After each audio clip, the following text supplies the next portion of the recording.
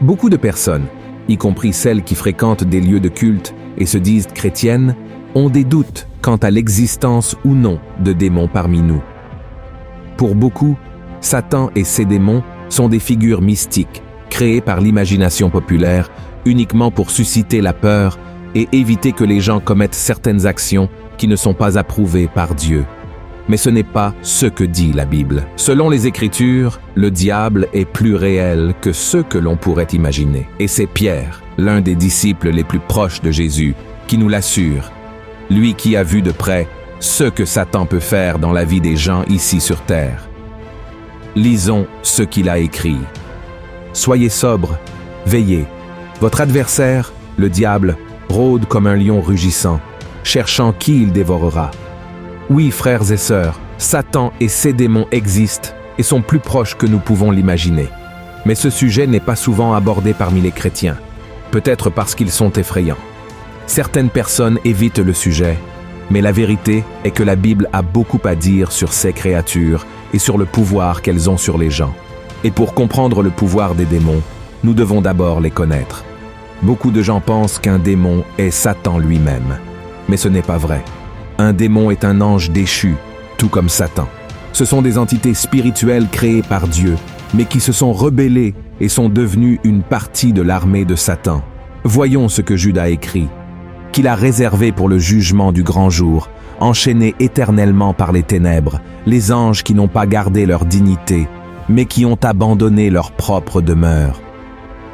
Dans ce passage, Jude fait référence aux anges qui se sont rebellés contre Dieu, c'est-à-dire aux démons. Ils sont accusés d'avoir abandonné le dessein pour lequel ils ont été créés.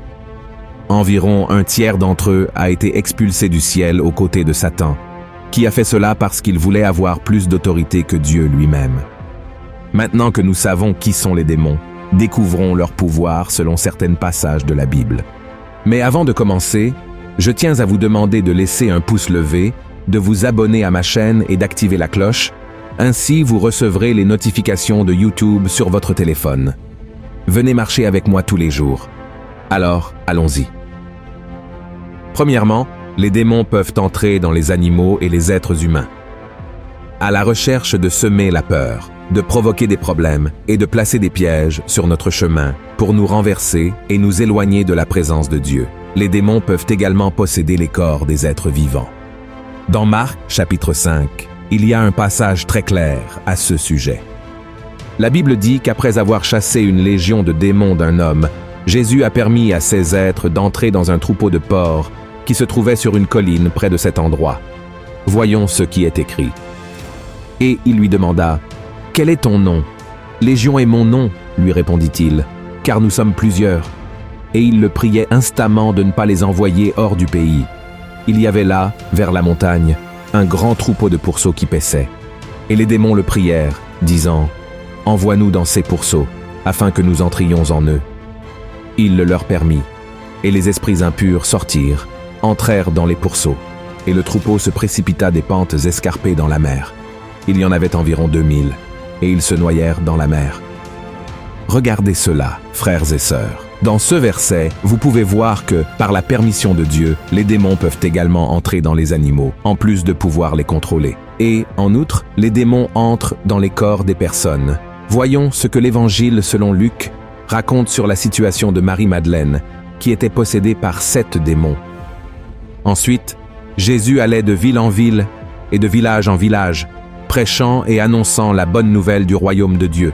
Les 12 étaient avec de lui et quelques femmes qui avaient été guéries d'esprits malins et de maladies. Marie, dite de Magdala, de laquelle étaient sortis 7 démons. Tout comme cela s'est produit dans ces 2 situations, l'ennemi continue d'avoir ce pouvoir. C'est pourquoi nous ne pouvons pas le sous-estimer. Au contraire, nous devons nous attacher au Seigneur, car rien n'arrive sans sa permission. Amen. Deuxièmement, les démons peuvent provoquer des maladies mentales. En réalité, peu de gens le savent, mais les démons peuvent causer, parmi tant de mauvaises choses, des maladies mentales chez les personnes. Et l'un des exemples les plus connus de ce pouvoir maléfique est également raconté dans Marc, chapitre 5, dans l'histoire de l'homme possédé de Gadara. Voyons ce qui est écrit. Aussitôt que Jésus fut hors de la barque, il vint au-devant de lui, un homme, sortant des sépulcres, et possédé d'un esprit impur.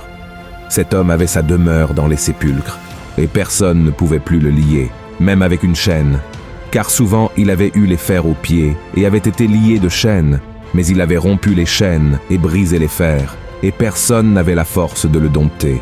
Il était sans cesse, nuit et jour, dans les sépulcres et sur les montagnes, criant et se meurtrissant avec des pierres. Regardez ceci, frères et sœurs, cela montre que les démons peuvent nous faire agir d'une manière totalement différente et étrange de celle à laquelle nous sommes habitués. Et le livre de Matthieu nous montre également un autre exemple de cela. Voyons. Lorsqu'ils furent arrivés près de la foule, un homme vint se jeter à genoux devant Jésus et dit « Seigneur, aie pitié de mon fils, qui est lunatique et qui souffre cruellement. Il tombe souvent dans le feu et souvent dans l'eau. Je l'ai amené à tes disciples, et ils n'ont pas pu le guérir. Race incrédule et perverse, répondit Jésus. Jusque à quand serai-je avec vous? Jusque à quand vous supporterai-je? Amenez-le-moi ici. Jésus parla sévèrement au démon, qui sortit de lui, et l'enfant fut guéri à l'heure même. Mais frères, prêtez une grande attention à ce que je vais dire maintenant. Ce n'est pas parce que Satan et ses démons peuvent causer des troubles mentaux chez les gens que chaque personne souffrant d'un trouble psychologique est possédée. Cela n'a rien à voir. Ces personnes sont aimées par Dieu et protégées par lui. Malheureusement, certaines personnes interprètent ces passages bibliques de manière incorrecte et finissent par juger les personnes handicapées de manière très injuste. S'il vous plaît, ne faites pas cela, d'accord? Troisièmement, les démons peuvent provoquer des maladies physiques.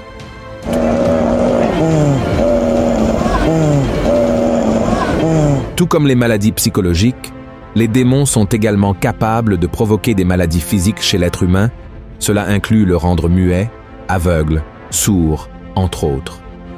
Voyons ce que dit la Bible dans Matthieu, chapitre 4. Comme il s'en allait, voici, on amena à Jésus un démoniaque muet. Le démon ayant été chassé, le muet parla.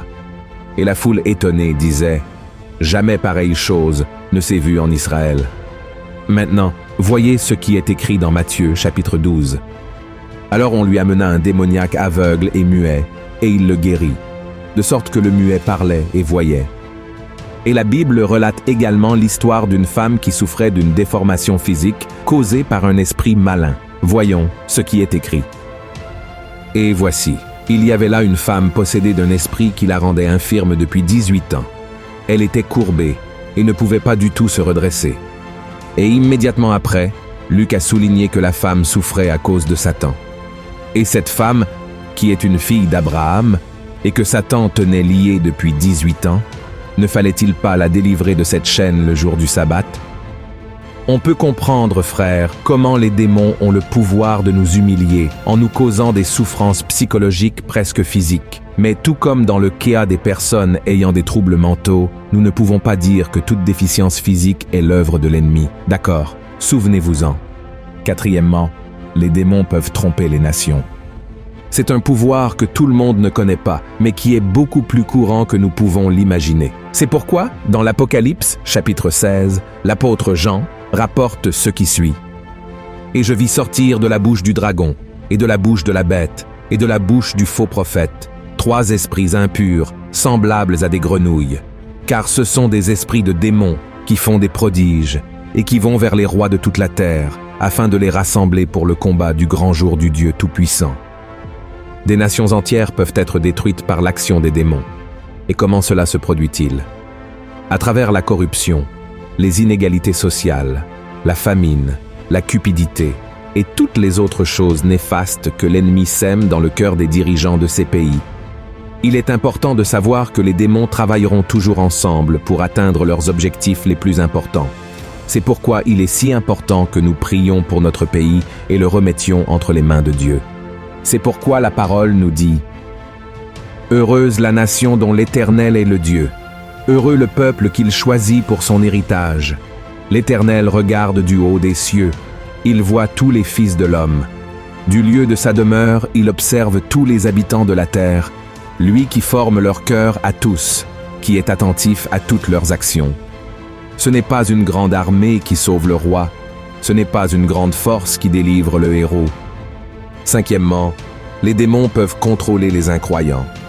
Beaucoup de gens qui n'ont pas vraiment remis leur vie à Jésus ne se préoccupent pas de l'existence des démons, simplement parce qu'ils ne croient pas en l'existence d'un monde spirituel qui influence notre existence ici sur Terre. Cependant, la Bible nous donne l'exemple d'incroyants qui ont été affectés et même utilisés par des démons. Voyons ce qui est écrit dans Actes, chapitre 19.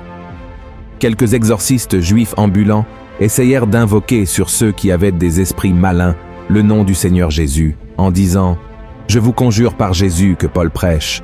Ceux qui faisèrent cela étaient 7 fils de Séva, juifs, l'un des principaux sacrificateurs. L'esprit malin leur répondit « Je connais Jésus, et je sais qui est Paul. Mais vous, qui êtes-vous » Et l'homme dans lequel était l'esprit malin s'élança sur eux, se rendit maître de tous deux, et les maltraita de telle sorte qu'ils s'enfuirent de cette maison nus et blessés. Regardez, frères et sœurs, nous devons comprendre que chaque être humain est fondamentalement bon, car il a été créé à l'image de Dieu. Mais à mesure que la personne laisse le péché entrer dans son cœur, elle s'éloigne de Dieu et devient ainsi vulnérable aux actions de l'ennemi. Le diable utilise les personnes qui ne cherchent pas le Seigneur et qui conservent des sentiments négatifs dans leur cœur, tels que la colère, la haine, la révolte, l'envie, les mensonges, les vices, entre autres péchés. Et même si nous ne croyons pas, Satan et ses démons sont derrière tout cela. C'est pourquoi nous devons prier pour ces personnes et implorer que le sang de Jésus nous protège de tous ceux qui sont sous l'emprise des démons. D'accord, je sais que c'est effrayant de penser que le mal a autant de pouvoir, mais en tant que chrétiens, frères et sœurs, nous n'avons pas besoin de nous inquiéter. Christ a tout pouvoir au ciel et sur la terre, et il peut exiger que les démons s'éloignent de nous en un instant. C'est pourquoi il est si important de suivre les enseignements de Christ, de croire en sa parole et d'être fidèles en tout, afin que nous puissions vaincre les forces spirituelles du mal qui tentent de nous nuire. Amen. Nous devons toujours être attentifs aux ruses de Satan et ne jamais sous-estimer son pouvoir, mais nous rappeler toujours qu'il n'est pas tout-puissant. Ce pouvoir appartient uniquement à Dieu. Et depuis que Jésus est venu dans le monde, le diable a tout fait pour le vaincre, le battre et l'empêcher d'accomplir la volonté de Dieu. Mais son plan a été contrecarré lorsque le Christ est mort pour nos péchés et est ressuscité. Alléluia. Alors, mes chers frères et sœurs, si nous sommes fermes avec le Christ, nous serons plus que vainqueurs. Amen. Si vous avez aimé ce message, partagez-le avec vos amis, votre famille et abonnez-vous à ma chaîne. Que Dieu vous bénisse.